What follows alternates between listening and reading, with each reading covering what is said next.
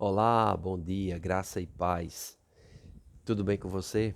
Tudo bem com sua família? Espero que tudo esteja bem. Chegamos a 2 Reis, capítulo 10, falando sobre o rei Jeú de Israel.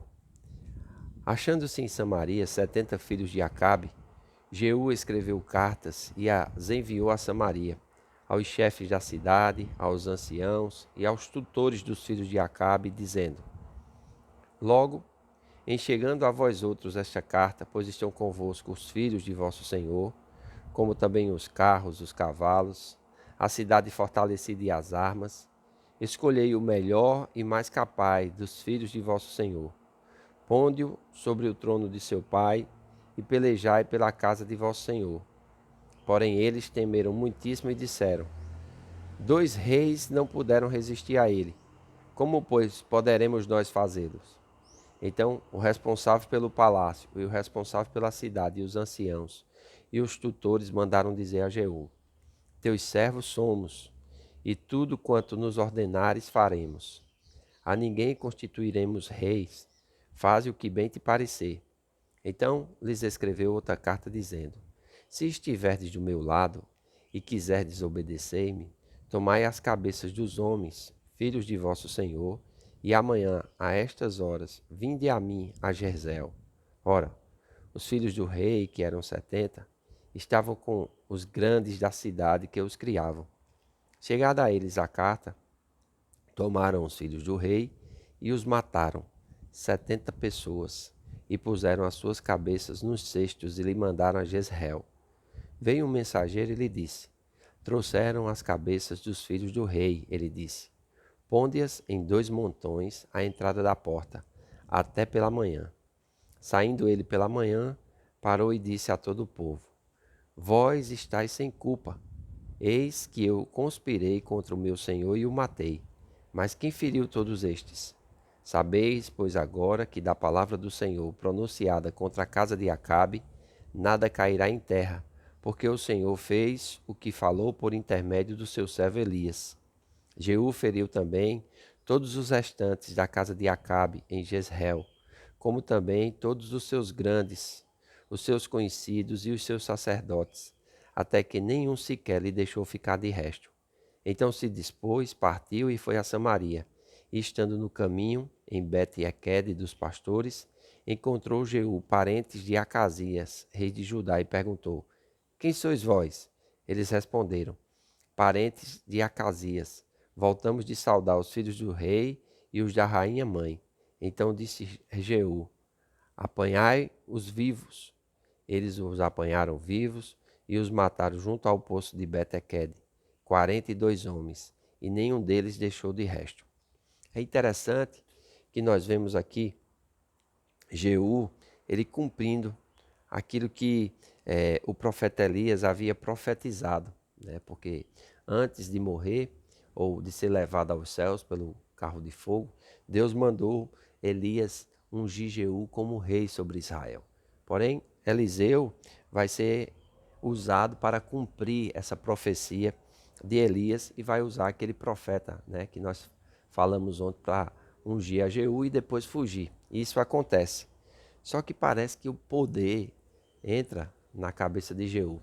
Tá certo que ele vai cumprir também o mandamento do Senhor com relação a Jezabel, mas não tem nada falando a respeito sobre Acasias. E ele mata também Acasias, e não somente isso, mas aqui nesse texto nós vamos ver que depois que Acasias ele é ferido, vai aparecer aqui, né, os filhos, os seus parentes. E quando ele vai perguntar quem eram eles, eles responderam que eram parentes de Acasias, e voltamos de saudar os filhos do rei e os da rainha mãe. Olha, é isso que nós precisamos entender aqui, porque vai ter uma ruptura, né? Uma pequena ruptura, rainha mãe, mas isso vai ser comentado nos vídeos mais para frente, não agora. Agora eu quero dizer um pouco sobre Jeú, que nós precisamos aprender com ele a ter cuidado de que quando nós chegamos no lugar que Deus nos coloca, nós não irmos além daquilo que Deus nos orienta a fazer, ou ir além aquilo do que Deus nos mandou fazer. né? Jeú, ele já faz algo que, vamos dizer assim, não era muito permitido, porque ele era um dos capitães, né, de Jorão. E ele tinha a confiança de Jorão, mas ele é levantado para acabar e dar início à quarta dinastia. Jeú vai ser o 10º rei do Reino do Norte, do Reino de Israel, e vai principiar a quarta dinastia, extinguindo o culto a Baal. Mas ele ultrapassa os seus limites, matando e ferindo também o rei de Judá. E isso não foi ordenado por Deus. Isso não estava nos planos, vamos dizer assim, que Deus tinha para Jeú. Mas às vezes, quando nós chegamos no lugar, nós, ao invés de permanecermos humildes, permanecermos buscando ao Senhor com o mesmo espírito que nos levou até aquele lugar de autoridade, muitas vezes nós colocamos os pés pelas mãos e começamos a tomar decisões que Deus não nos orientou a fazer. E ficamos refém, né, das circunstâncias, refém muitas vezes do nosso ego, do nosso orgulho, da nossa soberba, refém muitas vezes de pessoas que nós começamos a conviver, das quais nós não convivíamos antes. E essas pessoas muitas vezes não são pessoas de Deus para a nossa vida, mas são pessoas que são comuns, são pessoas que não têm uma vida aos pés do Senhor, que não têm uma vida de oração, uma vida de palavra, porque quanto mais alto você sobe na escada, vamos dizer assim, de autoridade no reino de Deus, mais você precisa se cercar de pessoas que são tementes a Deus e buscar conselhos de pessoas que já passaram por aquele lugar e foram aprovadas. Porque tem pessoas que passam pelo lugar e são reprovadas. Nós precisamos ter cuidado com essas pessoas. Porque com certeza a maioria dos conselhos que elas vão nos dar irá nos levar a sermos reprovados também. Porque muitos estão mais interessados naquilo que os homens pensam do que naquilo que Deus pensa. E Jeú colocou os pés pelas mãos. Jeú verdadeiramente, ele entrou aqui numa área que não era para ele ter entrado, né? Então, ele vai cumprir e de forma subordinada, ele vai acabar, né? Exterminar o culto a Baal, destruir a casa de Acabe. E é interessante isso, mas ele não demorou, né, para se desviar e cometer coisas assim absurdas, né? Então, nós vamos ver que, de fato, Jeú extirpou o culto a Baal em Israel. Todavia, por outro lado, ele apoiou o culto corrupto a Jeová em Israel, que contava com as imagens de touros em Dan e em Betel. Então, isso nós vamos ver, mas nós vamos ver no comentário do vídeo de amanhã, que Jeú, ele realmente exterminou o culto a Baal, mas ele não se voltou para o Senhor. Não, ele continuou mantendo aquele culto iniciado por Jeroboão I, né? Que fez as cidades religiosas e os templos tanto em Dan como em Betel, e ao invés de exterminar isso também e voltasse, não, ele continuou nessas práticas.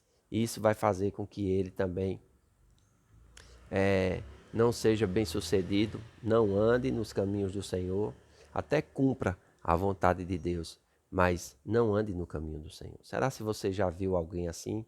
Ou será se em alguma fase da sua vida você já fez isso? Obedeceu a Deus, mas logo depois colocou os pés pelas mãos e se perdeu. Teve que, às vezes, até sofrer uma situação que não era necessário sofrer para cair em si e voltar de novo. A íntima comunhão com Deus, a fazer a vontade de Deus e a buscar, em primeiro lugar, o reino de Deus e a sua justiça. Então, é muito importante nós, ao lermos o Velho Testamento, nós aprendermos, né, com esses homens e com essas mulheres, com esse povo, para que a gente não venha a desejar as coisas erradas que eles desejaram e sofrer os mesmos ou danos até piores do que eles.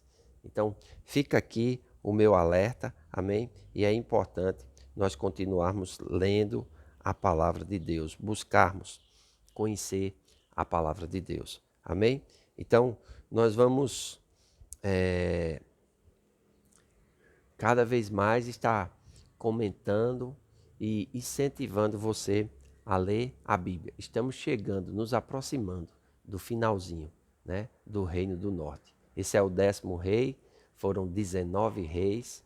Essa é o início da 4ª dinastia, foram 5 dinastias.